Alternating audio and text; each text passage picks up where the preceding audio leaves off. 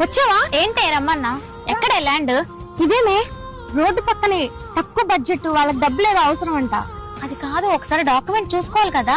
ఏం పర్లేదు, నేను చూసుకుంటా, నీకు టైం ఉండదు కదా. ఏంటి మేడం గారండి ఇక్కడ ఉన్నారు? ఒకసారి ఆగుదా? సరే అయితే ఓనర్ ఒకసారి పిలిపించి మాట్లాడతాను. అది కాదు, ఓనర్ హైదరాబాద్ వెళ్ళారు, నువ్వు అడ్వాన్స్ కొట్టేసే, వచ్చే రిజిస్ట్రేషన్ పెట్టించుకుందాం. సరే అయితే మాట్లాడు. మేడం గారు దండాలండి. ఏంటండి ఇలా వచ్చారు?